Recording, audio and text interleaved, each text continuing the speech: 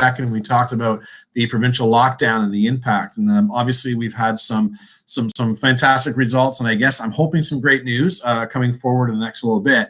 In speaking with Max and Nazar and Holly earlier on, we're all excited now about the fact that we, small businesses might be able to open up, and so we've got our fingers crossed. And I know, Holly, you've probably been on the phone most of the last couple of days because your businesses are ones that are always very tenuous when it comes to what the government's going to decide to do. So our fingers are crossed in so many ways. So today is a day I'm really looking forward to. I'm looking forward to it because I've got three fantastic people on here, all of differing backgrounds, different experiences. I get to see someone in Nazar who I haven't seen in many, many years, and he hasn't aged like a second, which makes me jealous. I get to talk to Max a little bit about catching up and about his brand. I've always been so jealous of Max's personality and his exuberance and his ability to promote his brand and also himself.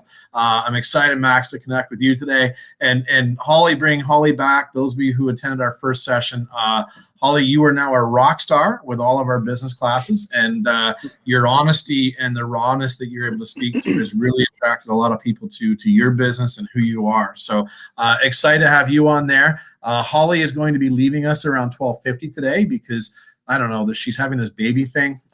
So we're really excited about that. But we'll make sure that any questions that you have for Holly, please forward them to me afterwards, and I'll make sure that I get Holly to answer them for you as well then, okay? So let's get started. So, again, really excited to have this group here. Want to bring you some attention to some numbers that really jumped out at me as I did some preparation yesterday for this. I'll draw your attention to some numbers, and this is right from our government of Canada in 2019. There are 1.23 million small businesses in Canada right now. That usually they define that as being either 1 to 99 employees. So that might be a small business, Max, that you've got a few employees. Nazar, I know you've got a little bit right now, but 99 is really the level they hit at right now. Of that, 97.9% of our businesses in Canada right now are small. And that says a lot. When you drive around a power center, you see Costco and you see Fortino's and you see all these areas, you don't think that, do you? You don't realize that the impact of these small businesses and what they've got right now as far as the community goes is actually quite extreme. That number really jumped out at me, and this is my profession to know these things. The next number here, 8.4 million people right now are employed within small businesses. That represents 69% of our labor force. That's something that I think is very integral to talk about too. And then I started to take a look at success and failure. And we're going to talk a lot about that in the next little bit. These numbers jumped out at me. Between 2013 and 2017, there were an average of 96,580 businesses created each year. That's a lot. And that could be everything from me starting a side business to me starting a corporation. Of those, an average of 90,600 are closing every single year. So you know what? There's 6,000 there every year. So that really tells you the stresses. That really tells you the tenuous side that small businesses are on. Take that, exemplify that with COVID right now, and you've really got a great discussion for us to have today. And we're sitting here, folks, with three survivors. I know every single one of them. And I know how hard they work, and I know the decisions and some of the battles that they've had. And I'm really excited to talk about some of those, and also learn more about what got you into this crazy business and starting your own business as well. Because I think many times you may have thought you were crazy. Many times you may have thought, my God, what am I doing? So these are things that I can't wait to talk about today. So just by way of some panelist introductions, I'm going to introduce Max really quick. Max, I'll ask you to talk about who you are in a second and why you got started. Max is a founder of True Hamiltonian. Max is also one of the best I know at promoting himself and his brand. He's got his clothing on today. I was going to wear some of mine, Max, but I thought that you would. So I guess we did pretty well. Max, I'll ask you to introduce yourself a little bit and tell us more about what got you started in this crazy game. Thank you. Thank you so much. Actually, I had absolutely no intention of opening a small business. I had a great job. I worked for an engineering company. I worked 4 days a week, and I had a 3-day weekend every weekend. And in my spare time, I was doing a lot of acting. So I was pretty happy with the way my life was going.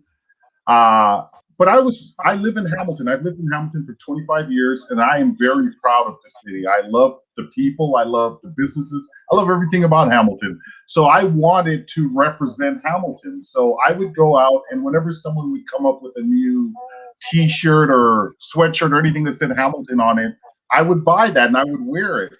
But I kept thinking, you know what? It doesn't say what I wanted it to say. So I remember sitting down with a friend of mine and I was like, I want to make a shirt that says the way I feel about Hamilton. And I made a shirt that said, I Heart Hamilton. And I remember he said to me, he's like, dude, that's a ripoff of I Heart New York. You're a really smart guy. If you want to come up with your own shirt, then come up with your own shirt. And I thought, you know what? He's right. So I sat down and I came up with like 6 or 7 different phrases that I really enjoyed. And I turned them into T-shirts. And every time I wore the one that said Hamilton is home, people would stop me no matter where I was. And they would just say, where can I get that shirt? And that's basically how the whole thing got started. It's interesting. Every time I walk by our campus bookstore now, the Hamiltonian brand is there, and you've been very successful with your pop-ups in our malls, and the store I know that was on, I guess it was King Street before. So it's and those of you may also know Max yelling and screaming at our Tiger Cat games as well. So he always seems to yell in my ear in our seats, but that's another issue, right? So with that, Nazar, welcome. Again, you and I go way back, and you were in education for quite some time before. I remember the day when you sat in my office and told me you were doing this crazy thing, and I literally thought you were crazy. I was excited for you, but also scared to death for you too. So welcome, and we'd love to know more about you. Yeah, thanks for having me on the panel. It's an honor to be speaking. Yeah, kind of like Max, I never envisioned myself. Painting cabinets is our business. That's our core business. And if somebody would have told me years ago, up until the day I actually decided to do it, that this is what I'd be doing, I'd tell them they're a pretty bad fortune teller, because there's no way. I was always a corporate guy and figured I'd live and die by the corporate scene and environment. And again, had good career going, happy, income was steady, but at the same time there was always that piece where there was unhappiness as well. Conference calls, meetings, a lot of unproductive activities that you have to go through, and administrative red tape and things like that. And the travel became weary as well too. It's not as glamorous as it is on the first trip that you make to go somewhere for business. It just gets to you after a while, and it got to me. And I actually, before we were doing our business, like I said, is painting and resurfacing kitchen cabinets is our core business. Prior to that, I was just offering basic painting services, and kind of started out really by accident. We had moved several times for some of my previous career jobs, and every time we'd move, my wife at the time would make me paint the house myself, and became a pretty good painter just by accident and practice. I started offering a little bit of kind of part-time services, if you will, for painting. My son, actually, I have to credit for the name, because he was 6 years old at the time. And when I sat with him, he had a paper route, him and my daughter. And I said, I wanted to make a flyer to offer some painting services, but I need a name, because nobody's even going to be able to pronounce Nazar's painting. So I figured we need something a little catchier. He came up with wet paint, and he said, Dad, instead of a flyer, he goes, what we'll do is we'll make a sign that says wet paint, and in big letters, we'll scotch tape it to the front door. And when people come home, they'll ask who painted my door and get their attention, and then they'll call you. And when you say children sometimes think more simple than we do, and we tend to overcomplicate things, and this was a prime example. We used that concept.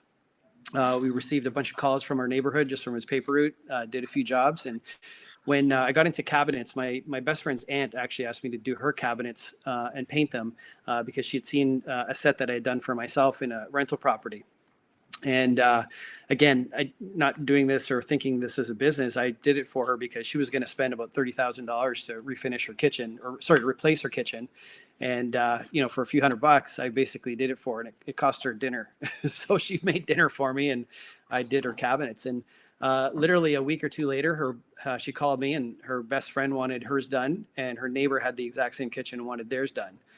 And I realized that, there's got to be a market for this, because there's a lot of people that are just unhappy with their cabinets, with the appearance of it. They're changing countertops and backsplash, and to replace a kitchen can be, $30,000 to $100,000 depending on your kitchen.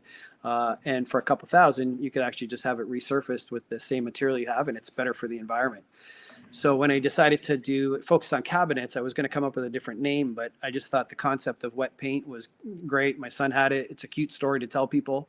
People love it when I do tell the story, and how he was 6 years old and came up with this. So we called it wet paint cabinet painting. And I figured people might not remember the name Nasser, but they'll remember wet paint. And, we've branded the company. All our employees are wearing the logo now, which is, you can see it here, the paint can.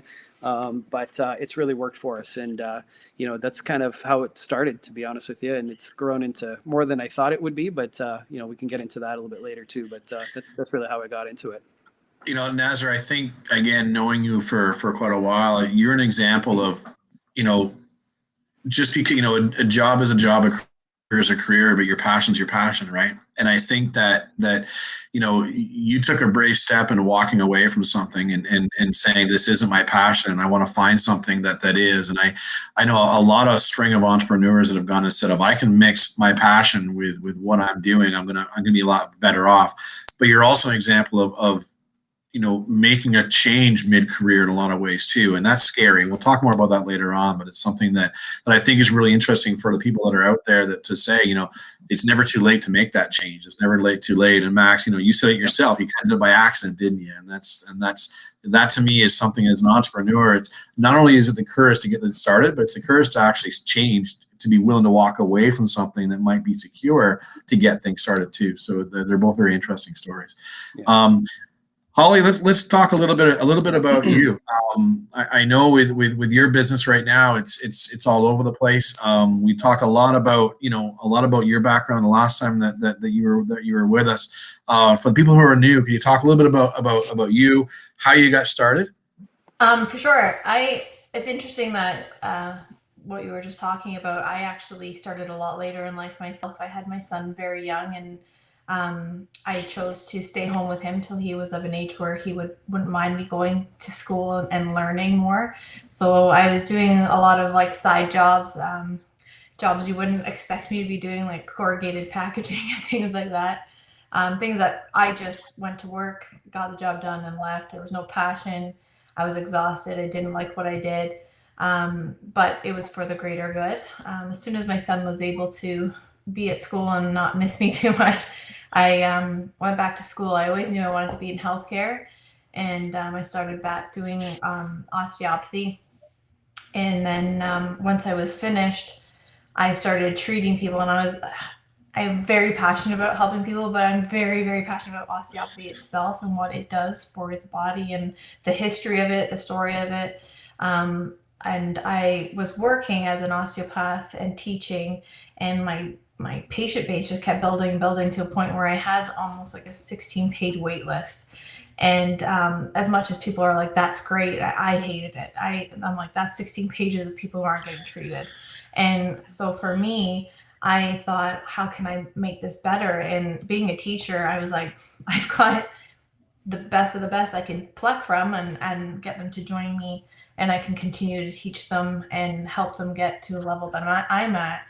And we can start helping the masses together. So I opened the business, and I got 4 or 5 practitioners in, and we do meetings where I'll continue their education. And my wait list is not there anymore. I mean, there's a little bit of a wait list for me, but they can wait. They can see the other people, and they're okay with it. Right? You now see Britt. It is a bit harder to get in to see me, but I'm so confident in them that I'm okay with it. But my passion just came from wanting to make sure that everyone was being treated and being seen. And my Oakville business, opening in Oakville, was a different story. The history of osteopathy is pretty crazy, and I wanted to kind of pay tribute to that, in the fact that there used to be walk-in osteopathic clinics, and people would get seen right away, and there was no waiting. It wasn't waiting for an appointment next week. You hurt your back, you're not going to wait a week. If you can't walk, you're going to start going to try and find other places. And maybe those other places are things that further injure or don't allow you or hide the problem or allow you to compensate, things like that. So I wanted to open a place where you hurt yourself, you can come in right away and we will get you seen. So this was a way bigger project for me, a lot bigger than I thought it would be, and a lot more work, but it is very rewarding for sure. But a lot of big things happened along the way that made me question if I was doing the right thing. So. And that's something I know I'd love to delve into it a little bit. And one of the things that's always been amazing to me as an entrepreneur is a lot of people get into this because it's their passion, and they get into things because it is something that they've enjoyed doing. And the three of you are those. But many, and Nazar, you might be the exception of this, they don't have business experience. So they don't have that experience to go and say, this is how I do the books. And this is how this is how my accounting goes.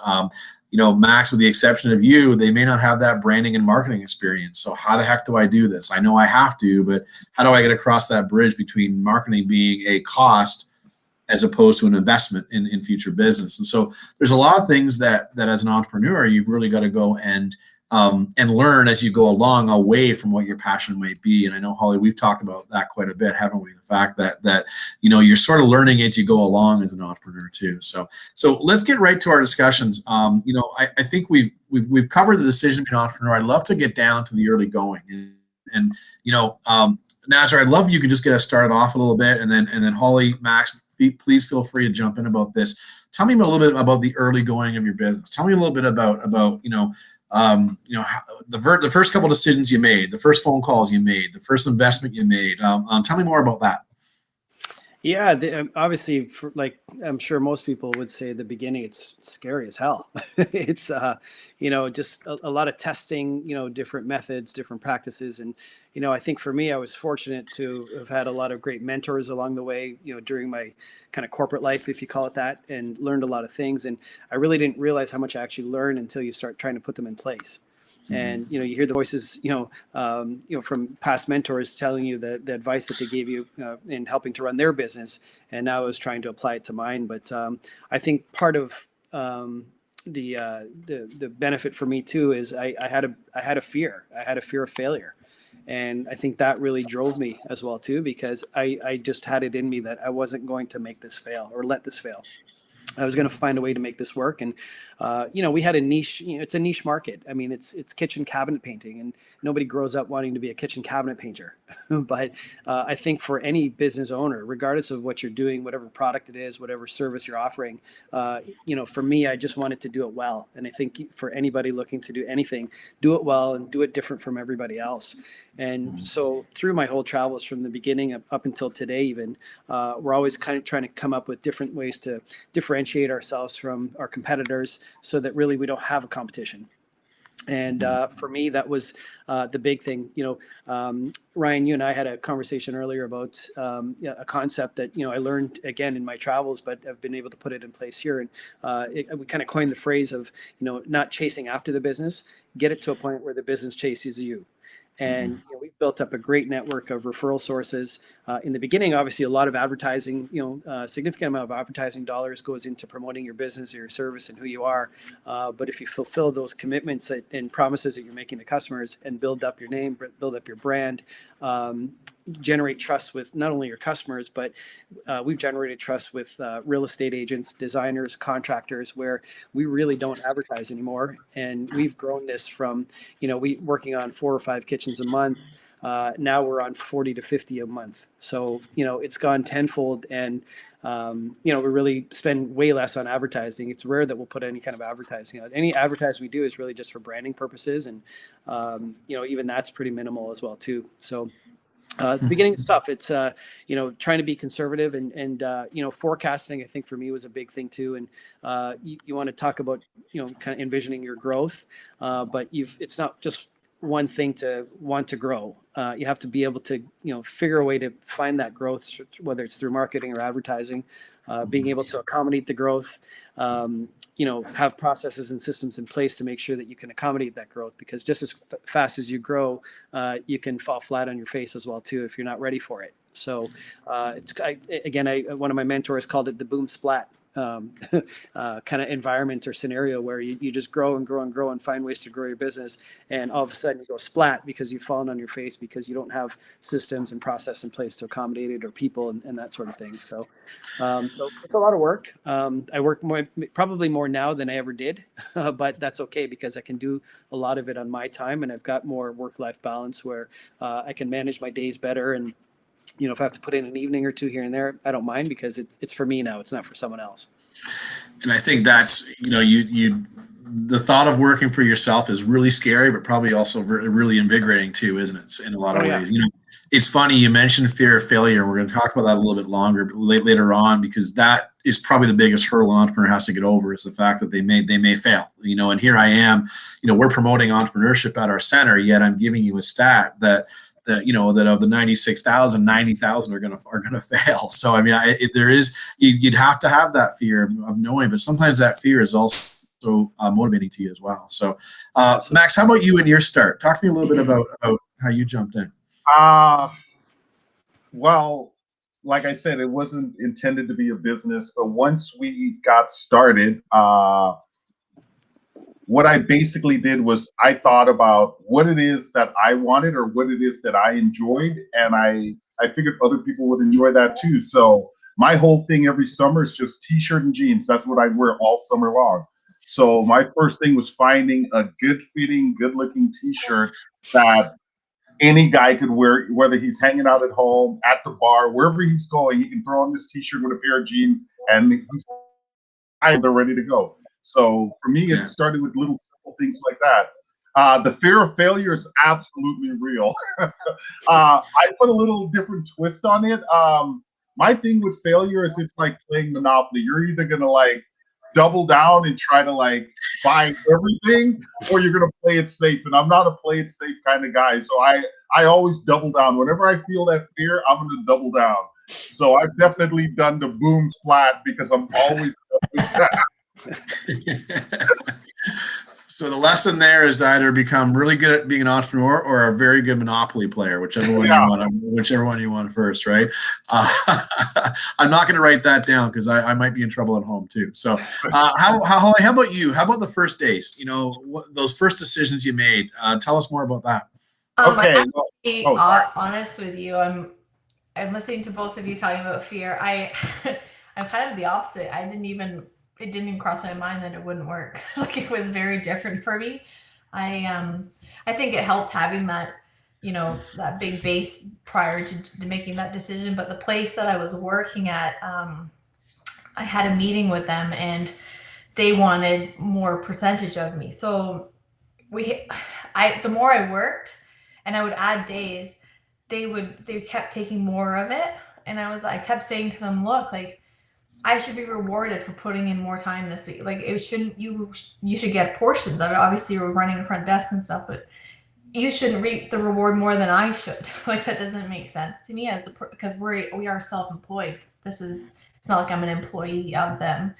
I was a private contractor. And so I was just and this actually happened the year prior. They tried to get more. And then this meeting happened and I was just I'm really sorry, but I think it's time that we part ways. And I didn't even have anything in place to do that.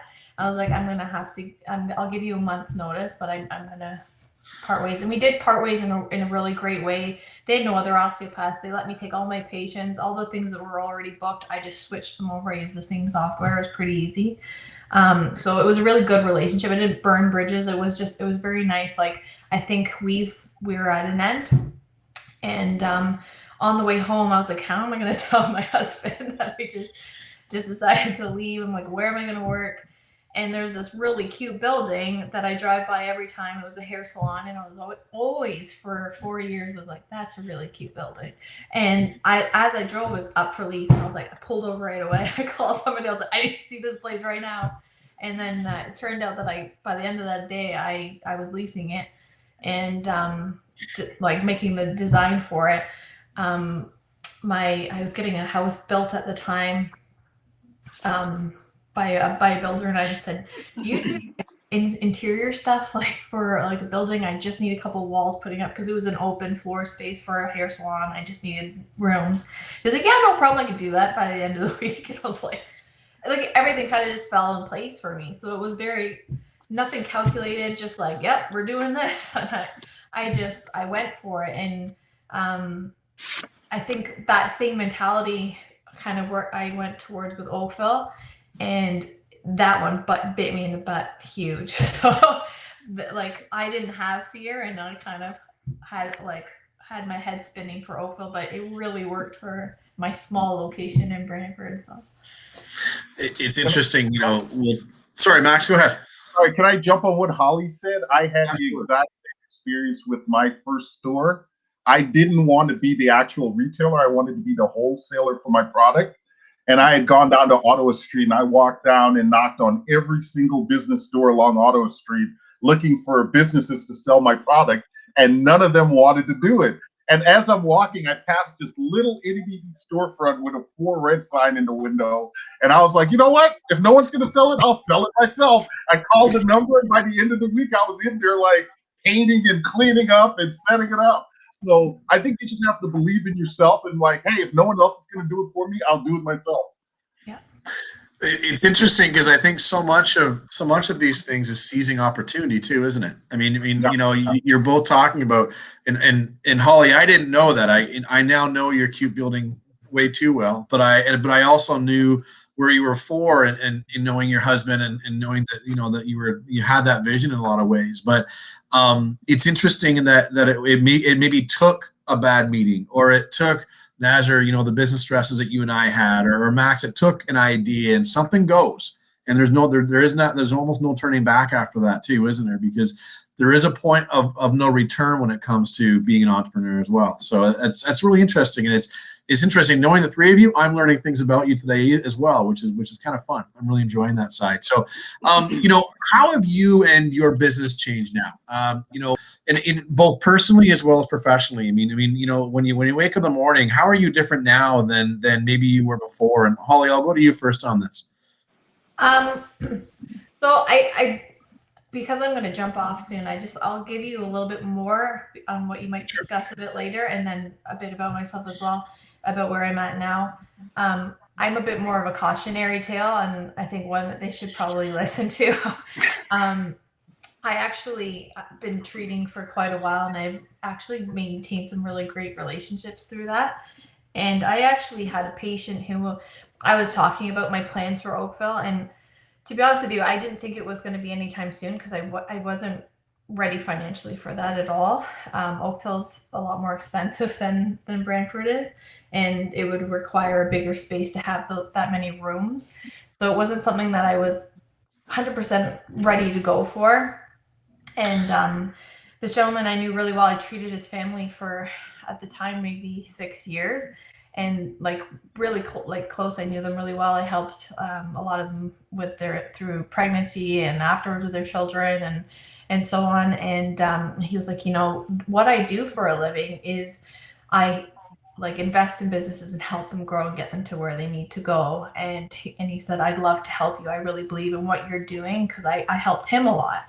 And so I was like, oh, that sounds actually really great. And we had come to this conclusion that for a stake of 15%, he would just be the money, and we'd pay his money back, but he wouldn't have to do anything else. He would just invest the money. I would do all the work, because I had the business knowledge. I understood osteopathy. He doesn't understand that world. And I had the people. I was a teacher, so I could get students to come and work and things like that. And that was pretty much our agreement. And we started working, and I found the place I wanted to lease, but I needed a business number. And at that time, was fully booked that week, and there was other people wanting to see that place. So he said, Holly, let me go get the business number, master business stuff. You can sign it. We'll put in there that I'm 15, you're 85, and blah, blah, blah. So I was like, okay, great. Thank you. So he comes, gives it to me. I read it over. I sign it, give it back to him. He hands it in. So as time's going on, the building's taking a lot longer to build out. There ended up being huge problems with the HVAC. More money had to come in, and it just was getting a lot, to be honest. And he was becoming very different and being very aggressive about like, like we need to you need to give me more percentage, or you need to do this or do this or this. And I was just like, well, we'll have a meeting, we'll get this discussed, like we have to get this place open, like we've already put so much money into it.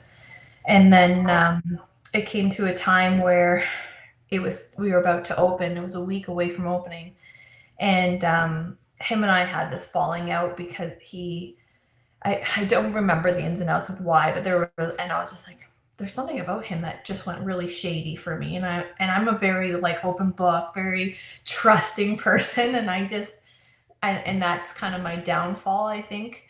And then I just said, you know what, maybe it's best that I pay your money back and then buy your 15% out once we're doing better. And he was trying to have more of a hand in things that we agreed he wouldn't. He was just going to be the money, and he was trying to like get his family members put on front debt, like things that like it wasn't where I wanted that to go. I wanted student osteopaths who needed side jobs to do the front so they could explain what osteopathy was when people call, because not a lot of people know. And it was just we were on a different page. So then he goes, oh, that's okay, you can buy me out. And he sends me a thing saying, if you want 85% of, if you want, you have 15% ownership, if you want 85%, it will be this much money. And I was like, what? And then he sends the stuff to me and my lawyer, and it turns out he signed the papers. I signed the papers, and then he went and changed them. I don't know how, but he changed them like he was 85% owner and I was 15, and I had no idea. And so I ended up like my lawyer, I had all the text messages and all these things that were so great that would like help my case, showing that we had these discussions. He was 15 and 85, and even like while we were having a little bit of arguments, it's like, you know, you said as a 15% you would just sit back and let me do this, and he was agreeing. But my lawyer said, look, you would win if we went to court, but by the time this would be done in 2 or 3 years, you'd be winning nothing. You'd be buying debt. You'd be winning debt. Like you'd have nothing left. So she's like, we need to find another agreement. So I ended up having to pay him back plus a lump sum just to get my 85%, my like back that I thought I already owned. And it was absolutely devastating. I was beside myself. It was the middle of opening, and I was trying to be happy for everyone. I was like, oh, you must be so proud. And I'm like sitting in the background, like I can't even tell you, my hair was falling out. That's how stressed I was. Like, oh yeah, that's okay. And but it was honestly a big thing for me I didn't realize how detrimental somebody could be with that you trust so much, and like because you know their family, and their family don't even talk to him anymore because they're so upset about what he did to me, and he's their family. Like it was absolutely devastating. It ended up costing me way more money than I thought. And so now I'm having to pay those loans back, and this COVID thing's actually been killing me, because on top of my rent, on top of everything else, I'm paying these massive chunks to this loan that I had to get. And I was a new business. I had nothing, no leverage for them.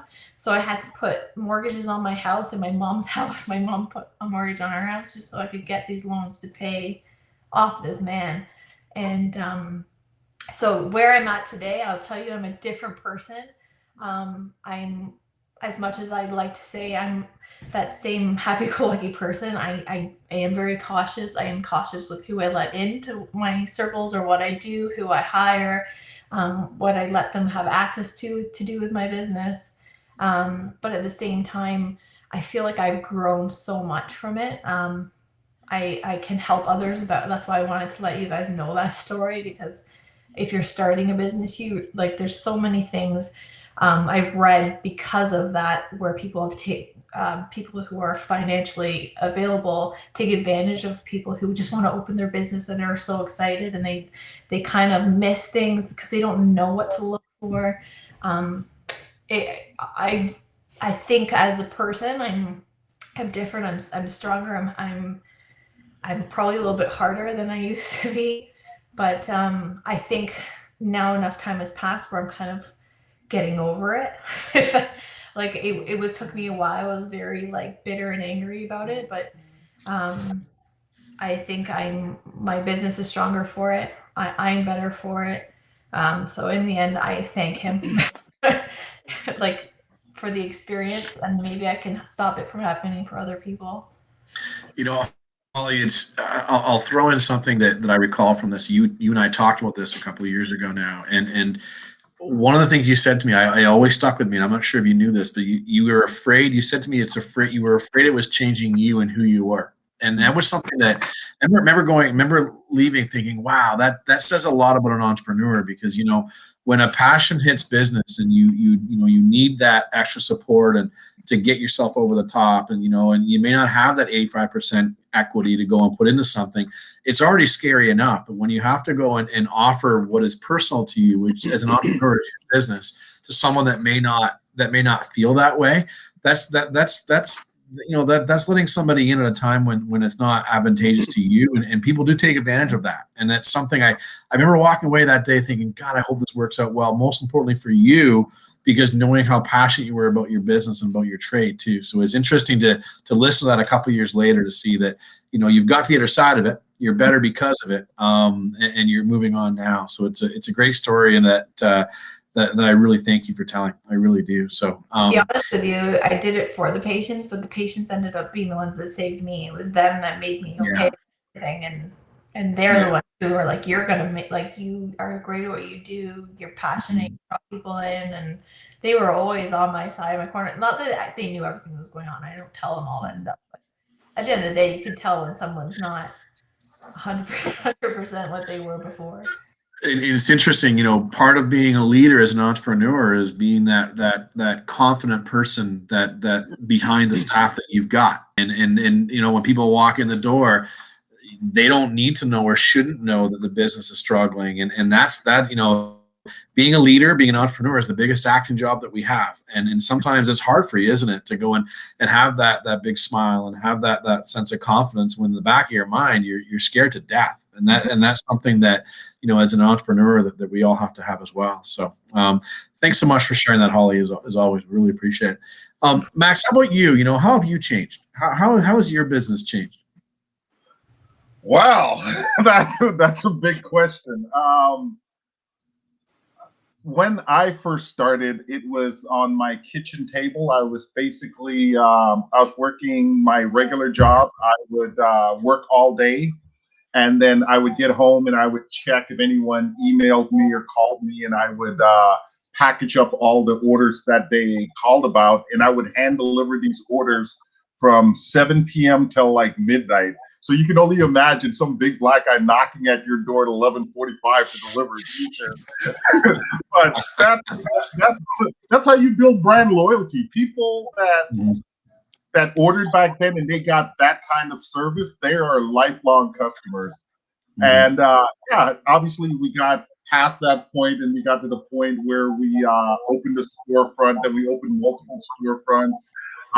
We also went into pop-ups, and we also went into wholesale for like different companies like Mohawk or McMaster, stuff like that.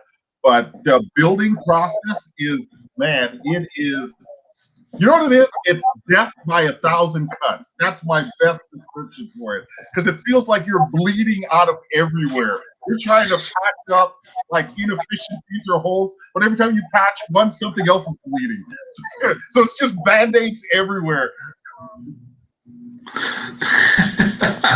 I won't even ask where the blood was coming from too, though, right, Max? But I think I know, but you're right, and that's, you are your biggest employee, you're your best employee, you're your worst employee as an entrepreneur, as a single person entrepreneur as well, aren't you? So it's interesting, and I really mean what I say, Max. You're your brand, and a lot of times when you look at your true Hamiltonian brand, there's a purchase of who you are as well as the product too. I know in this market as well. So, I think you have to also be conscious of that as well, didn't you?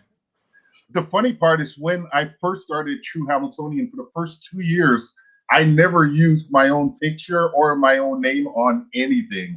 I just had a lot of social media pictures we had taken with different friends and models, and that's all I used to publicize the brand. For the longest time, no one had any idea who owned True Hamiltonian. Really? Oh, I didn't know that. It was all about guerrilla marketing back then. Okay, and I guess that's what you had, though, isn't it? I mean, we always talk about spending money on marketing, and I know the biggest choice you have as an entrepreneur is that you have to advertise, but you don't have the money to advertise in a lot of ways too, right? So it's that might be the biggest gap sometimes is advertising is such a hard cost. Sometimes entrepreneurs don't see that's actually investment as well that you've got to do, and the biggest mistake is not doing it the best way, and not so much as not doing it at all. So, Nazar, how has this business changed you, and how have you changed over the last number of years? Yeah, it's interesting I think with mine, because in the beginning, really it was just me. And, starting out that way, it was, I don't want to say it was easy, but I mean, I knew what I was doing. I knew how I wanted things to be done. And, I knew every customer by name and, all the details about their project and whatnot. And then the challenges really for me, I think started coming more so when I started to hire people and teaching them, and now it was taking more of my time because we had to not only do the work, but I had to train employees as well too, and I was solely responsible for that. And then we went through I guess the next phase where I had to kind of take the training wheels off of some people and let them go and do a project on their own. And whereas before I was touching every single project, every customer would know me, and now I'm getting, it became to the point where I wasn't even meeting the customer. I might communicate with them through email or by phone or whatnot, but I rarely have any interaction beyond that, or in terms of the actual work. And getting people bought in, employees to handle the business, do the work, and we're performing a service, so it's got to be done to a high standard. Otherwise, we won't be in business long, because just as easy as it is to grow and build your business up and your reputation, you can fall much faster. It's quicker to fall than to rise. So getting that trust from an employee standpoint, and making sure that I was able to send somebody to a project or a team of employees to a project and get it to the point where I trusted them 100%. It's going to be done properly. There are a lot of growing pains during that time. Fortunately now, we're up to 16 employees, and I've got 3 sales reps doing all my quotes for me and everything as well. So I've become more of the coach now, I call it. So I'm managing the business rather than working for the business. And I've got a lot less time in the field now. When we're shorthanded and I have to go back into the field the odd time, I still do it. I love doing it. It's become a passion, because I wouldn't say it was my passion in the beginning, but it's become my passion. And people, we talk about being in the cabinet painting business, which again is one way to look at it. But really, I think even Holly and Max would probably agree, we're in the make people happy business. It doesn't matter what service or product you're doing. The end result is got to make people happy, and they'll know you, they'll know your brand, they'll come back, they'll refer people, and those are just one of the big things I've learned along the way.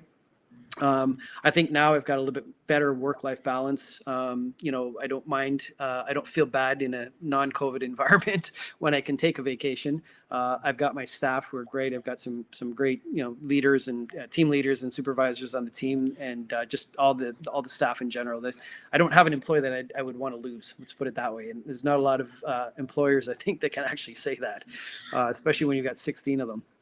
For the business, like I said, we've grown from 4 or 5 kitchens a month to 40 or 50 a month now.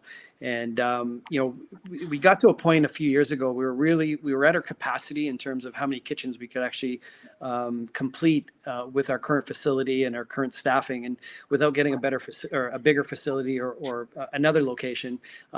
When the light bulb went off in my head one day, and rather than trying to maximize the number of kitchens that we're doing, we're trying to maximize each kitchen. So now we offer a lot more ancillary products. So I've got an agreement with the supplier, so we can offer handles and soft close hinges and light balances and do minor modifications. Things like that. So we're in the same kitchen, but we're generating more revenue per kitchen. So another way to grow your business, besides just trying to get, sell more of a service or sell more product, is getting more from each customer. And, there's still value there. And at the end, if they're still happy, then I'm happy. So that's helped.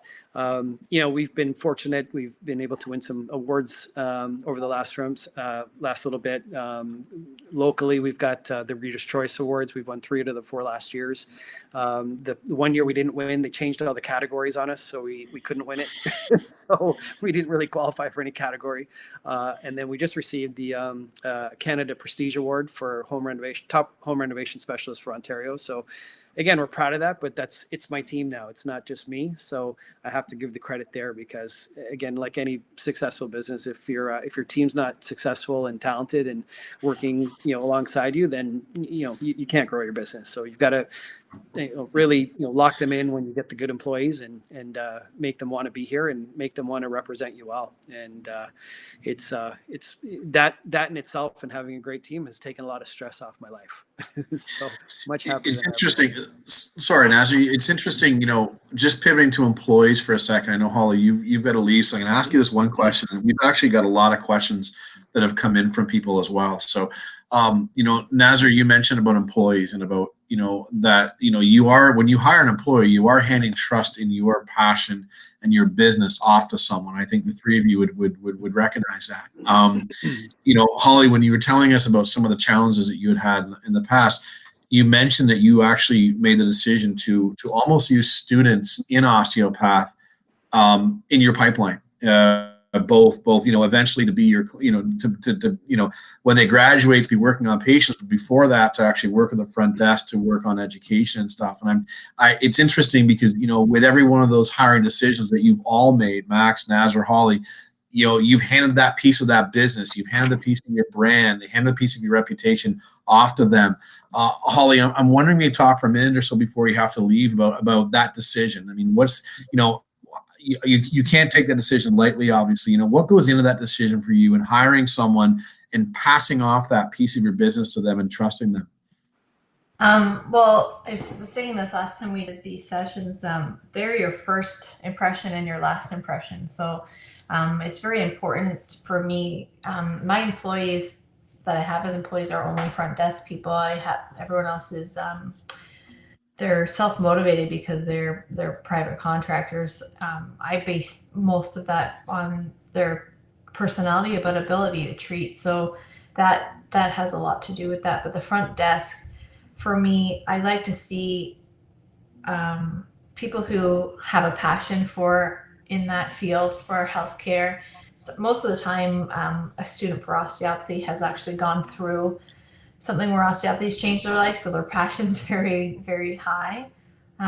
So it's easy to get people who are just happy to be there and to help people, and they know how to have the conversations with patients to get them in, to calm them down on the phone, things like that. I have had people who they interviewed really well and they perceive themselves very well, but then you watch them work, and I'm very quick to notice those things, the small little things I think would add up, but I would get that. I wouldn't continue with them beyond 3 months because of that probation period. But I mean, I'm very trustworthy of my front desk. I'm very hands off. I don't hover. I let people do what they got to do. I'm very easygoing, but the moment you take advantage of that, I'm a different person. So for me, that's how I kind of run my front desk. I think people like that. I'm not hovering over them all the time, and so you really get to see them grow. And so sometimes they'll come to you and be like, "I have this problem." I'm like, "Well, what would you do if this was your clinic? What would you do? Because what would you want to see happen?" And so they say, I'm like, well, exactly. So the answer. I'm like, you need to start learning how to problem solve. Like it was big for me to let someone take my business. Like I had a hand in everything. I still get the emails from the front desk on my phone and I still review them and the replies because I am very I don't know. It's my baby still. But I've actually backed off quite a bit because I have so much trust in my front desk, and hiring staff for me has been pretty easy because I have students who want to learn the clinic environment and things like that. So the only problem with that, there's no longevity in it. So they do eventually graduate and become osteopaths, but just because you're working my front desk doesn't mean you're going to be an osteopath in my clinic either. It's not a gateway to that. You have to prove yourself on the table as well as a person, how well you work and your work ethic. I don't know if I answered your question. I'm mumbling. I'm going on and on. I think you did, but there's an adage that I know in my career I've always gone on, and I'm going to say it because it's a harsh thing to say, but as a business owner, a business leader, you have to be slow to hire and quick to fire sometimes. And it sounds awful and it sounds ruthless, especially these days. But every employee you have in your business represents you, your background, your livelihood as an entrepreneur. And when you hire someone, those aren't light decisions that you make. Those are reputation sharing decisions that you make. And unfortunately, that adage, as harsh as it sounds, it is very true. And the last thing you want to do is be in positions where you have to hire someone because you've got an opening. I always tell people, are you hiring? I'm always hiring because I'm always looking to have the best team I can. And it's, you don't hire a help wanted sign on a door anymore. You can't be doing that. You have to be looking for the best people you have. So Holly, I really appreciate what you're saying there. That they're your brand, right? Just as important as your logo. Yeah, they are telling you they're your first impression, your last impression, and that's so important. Doesn't matter how good your treatment is. If you have a terrible, I had a hard time getting an appointment. I had a hard time when I walked in. No one greeted me. Oh, I had a great appointment, but then after, she barely talked to me. She subbed me off. I was trying to book an appointment. Then they're like, I don't want to go back. It doesn't matter how good the treatment was. It's they're a huge part of your business. So. Interesting. Really interesting. Well, Holly, I know you've got to go, and Max Nazar, if you can hang on, we've got about 5 questions right now that our group has asked us. Holly, thanks so much again. Great seeing you as always, and please personally get your business open quick because I'm sore. I need some help. So, I told you I'll sleep outside just to get in there first. But thanks so much, Holly, and hopefully we can have you back really soon. Wonderful. All right. Take care. It's nice to meet you guys. Okay. So with the time we've got left, Nazar, Max, we've got some questions that have come in from the group during this session as well as beforehand to be asked. We do have a lot of folks that will take advantage of our on-demand, and they'll actually send me questions beforehand. So if you don't mind, I've got a few I'd like to ask. Sure. The very first one, and it's funny, the two of you have, you're sort of different in this question, so I'm excited to hear what you're going to say here. The first one here, was it or is it hard to transition from working in your business to working on your business? Nazar, I'll kind of start with you, and I think you're probably both going to have separate answers to that. But Nazar, why don't you have a crack? Then Max will go right to you. Yeah, I guess for me, it was a little bit unique because I had to work in my business at first and work on it at the same time because it was just me, and I started the business out of my basement. Literally, my pool table was my drying rack for doors. I laid out sheets and covered it up and graduated eventually to my garage. And now we've got a 2,000 square foot facility that's dedicated to just cabinet painting. We've got sanding rooms and spray booth, drying room and whatnot. So in the beginning, like I said, I had to have a combination of both. And now it's, like I said, the goal for me was to get it to the point where I was only working on the business and not working in the business as the question kind of parlayed. But, and I'm closer to that than I've ever been. Not that I don't want to work in the field, but again, now it's more about trying to make sure everything's streamlined, make sure we've got consistent process in place that everybody's following. And as you grow, that becomes more challenging because you've got to make sure, in my case, 16 people are doing things the way that, we would like it to be done, because other people may have their way of doing things or think there's a better way. And there could be. We're not open to, or we're not opposed to suggestion on how to do things differently. But at the same time, when you've got a proven process, we like to follow it. So for me, like I said, it's more so about that and, trying to figure out other ways to grow the business. We're actually, this year at some point in the next couple months, we'll have our franchise package available. So as a company, we've gone from me in my basement to, being able to franchise the company. So, that's a huge, milestone for us and accomplishment. Even if we never sell a franchise, it's what it's done is really streamlined and documented all of our process. So it's pretty foolproof. But for anybody that's looking to open a franchise at some point in time and purchase one, it's ready to go. And, we're looking now at new markets as opposed to, again, more kitchens in our local market. So, I was fortunate, like I said, to answer your question, to kind of be able to do both and, get it to the point where it's just working on it as opposed to in it. Hey, Max, I'm thinking that you talk to Nazar, you decorate all the kitchens with your True Hamiltonian brand, and you guys, you both got something going there. I don't know. That's the entrepreneur in me I'm talking about. But, Yeah. but go ahead. For me, it's the days are spent working in the business. My nights are spent working on the business. So sleep is about 4 hours. So it's a everyday, nonstop, ongoing process, constantly. That's interesting. I didn't know that you were a part-time employee and a full-time employee all at the same time. Oh, So yeah. that's good to know. And the energy you have of 4 hours sleep. I mean, we're going to talk. I'm not sure. And I don't drink coffee. That's the weird part. We've talked about that. No thanks. I can't do it.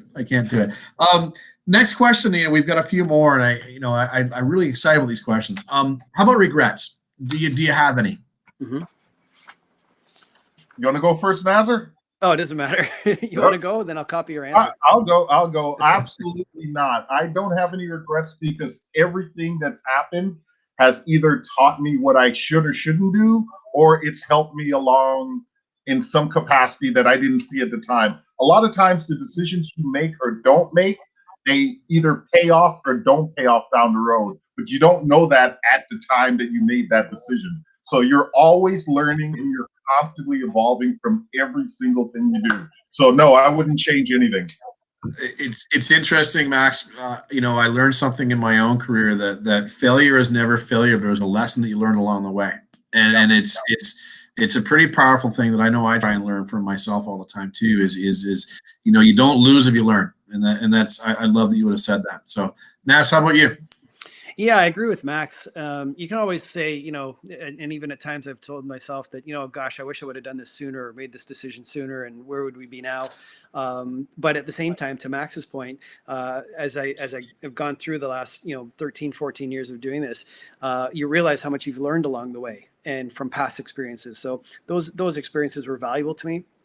I think for us in a trade type environment where you've got contractors and workers, a lot of contractors I find that are very, very good at their craft. They're great plumbers or they're great electricians or whatever they do, carpenters. But when it comes to the back end and actually running the business and dealing with customer service and accounting and marketing and just the little things like being on time. We pride ourselves as a company. It's been 14 years. We've done 4,000 kitchens. We've never missed a date. And there's no contractor that I know of in the world that can say that. So we've made it a point to be different, because of the business background, I guess, or the corporate background that I've got in that environment. I've brought that mentality to this business. So it overlaps. And so in terms of regrets, I really can't say that I do have any. It was scary in the beginning. Like you said, Ryan, you know me and you know my story, and, I went through a divorce. I sold my house to get this business going, did a lot of things to sacrifice, but in the end, it's paid off for me. So I really, I can't say I regret it. I'm thankful every single day. It's interesting, and maybe another time we can talk again as a group about the challenges that this does have on your life outside of work too, though, and the fact that and knowing the three of you and knowing an entrepreneur, it's tough. It's really hard because to separate that going home. I as a family of entrepreneurs that I grew up in, and I've said this before, we had dinner with our businesses every single night. If it was a great day, it was a great dinner. If it was a bad day, it was a tough dinner. Sometimes it was a quiet dinner, and that's something that I don't think we can underestimate that, especially during times like today when we have other challenges because of COVID. So it's interesting that you would say that too. I think I know the answers to this, gentlemen, but I'm just going to throw it out there anyway. The next question that came out, how about fears of growing? Both of your businesses, Max, your business took off real fast and probably faster than you thought it was going to.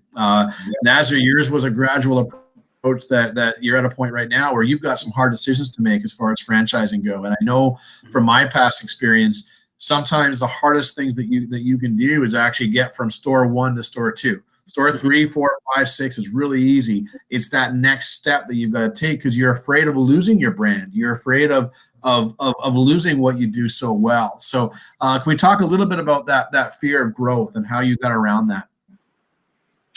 Yeah, I think for me, like I said, I've always had this aggressiveness in me and wanting to grow, but it's a conservative aggressiveness, if that makes any sense. A bit of an oxymoron, but again, it goes back to that boom splat lesson that I learned in previous lives.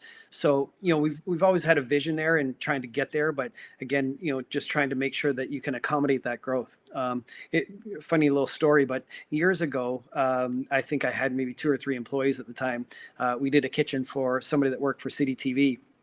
And they asked me if I wanted to go on Breakfast TV, and they feature those companies sometimes in the mornings, and they would feature us as a business. And I thought, my gosh, what a amazing opportunity to be able to do something like that, because there really wasn't any cabinet painting companies back then or anybody focusing on it as a business except for us. So I thought about it, and then I thought, you know what, I'm going to turn it down. And when I called them back and I said, you know what, I don't want to do this. It's not that I don't want to, I can't. And they were shocked because I guess nobody ever turns them down.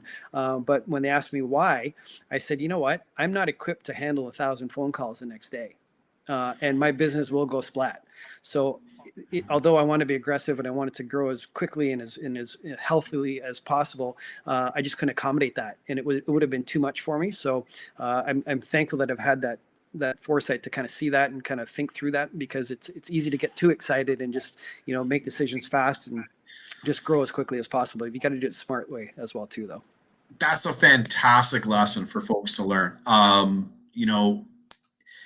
Saying no sometimes is the smartest decision you can make if you're not ready, but it's a tough one, isn't it? Because Absolutely. you want to say yes. And Max, I know in your world, you don't want to say. Max is going to say, don't say. Smarter man than me, because I always say yes, and I always pay the price. You're right, Nazar. When you're on PH or when you're featured in any article or whatever, the very next day your business blows up.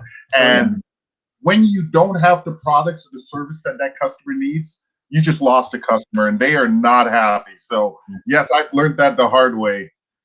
Yeah, there's an interesting point, if I can just add in there as well too, because one of my employees at one point was saying, hey, we should do more advertising. We should advertise here and we should advertise there.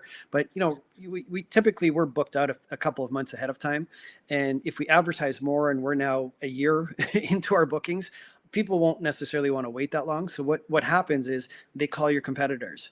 So now your advertising dollars, you're actually advertising you're not even advertising your company anymore. You're advertising your concept or your industry. So you're advertising for everybody else. So you've got to be smart too in terms of your timing for advertising, because it's just not we're going to spend this much every single month from here for the next 10 years. If it doesn't make sense, don't do it. Make sure you accommodate what you've got and grow slowly, and, use those dollars somewhere else, whether it's taking care of your employees by paying them a little bit more or bonusing them or whatever the case is. Just use the advertising dollars smart. That's all. Wow. That's a great answer. Yeah. Again, this is maybe I'm connecting the two of you guys for a reason too. I don't know, but I've got 2 quick questions I'd like to ask, and they're personal ones for the two of you. Well, I'm going to ask them both together just for the sake of time. The question was asked here is, who are your mentors? Number one, and the next question: would you one day hand this off to your children, and would you feel comfortable with that? And that's something that we see quite a bit right now in that succession planning in businesses. The average business owner right now in Hamilton is 58 and a half years old. So what does that mean? That means that we might be moving forward and we might want to sell our business to our children or hand it off. And what we're encountering in our center right now is a lot of problems with that, because they haven't been ready for that, or the son or daughter doesn't want the business. And that's a hard conversation. I always said one of the hardest conversations I ever had with my dad was when I said, I don't want it. I don't want the thing. I don't want to work in your field. And he says now that was the best conversation we ever had too. But I was 20 years scared to death to tell him that. So who are your mentors? Who have they been? And would you want your children to become involved? I'll start off. My mentor is my best friend, Conroy Kirk Cunningham. He started a cellular phone business with one store, and he grew it to 15 stores, sold the entire business, and retired. He's a self-made millionaire now. So every single thing that I encounter, every problem I have, he's done it. He's gone through it. So he's like my sounding board for everything. Like, it's amazing when I have a problem and I bring it to him. He's like, yeah, that happened to me 10 years ago. Here's what I did. So I have this wealth of knowledge just sitting there retired, and I just freaking call him every single day. And you need that. You need someone you can run things by or ask their opinion or just freaking figure out what the next step is. What am I going to do? What am I doing? Like, there are so many questions every single day, and you need someone you can talk to about that. Someone you trust. Mm-hmm. What's the second part of that question? Your children. Oh, no way, no how. I didn't follow in my dad's footsteps, and I absolutely won't have her follow in my footsteps. She's got to do it her way. She's got to figure out what it is that she's passionate about, and then I'm going to support her 1,000,000%. Good for you. Good for you. Nazar, how about you, my friend? Yeah, as far as mentor, I would say one of my best friends, John Rochetta. John owns he's in the music industry, but he owns a music store. He started out years ago, I think almost 30 years ago now. Opened up a storefront in a mall, competing against, if you remember, HMV was the big music store at the time, and he was buying and selling used music. Back then it was cassettes, and then obviously graduated to CDs and then DVDs, and now it's different music media formats. But again, he grew his one store, competed against all the big giants, and now owns I think he's got about 13 or 14 locations that he's got. So typically for business, insight and even personal, he's helped me through a lot of personal things as well too. But John's usually the one I would call, and he's got great experiences. He's done a lot of these type of events and some presentations and guest speaking too with his business and his experiences. So he's been huge for me. And in terms of my children, I've posed the question to both of them several times, and I get the same answer every time, and it's a hell no. And I'm okay with that. Again, kind of like Max, I think, for my kids, they want to do their own thing, and they don't want anything handed over to them necessarily, although, it would be them working for it, but they're focused on kind of being their own individuals and doing their things. So right now as a company, we're probably a little bit overstaffed, which is a good position for me. I'm okay with that, even though it costs me a little bit more in labor. But again, you always want to anticipate some sort of turnover, or our workforce is getting older as well too, so you never know what happens there. So we're being proactive in that sense. So in terms of succession planning, we don't want to be caught off guard if we have to, if we end up losing somebody for whatever reason. So we would just try to accommodate that. So that's it.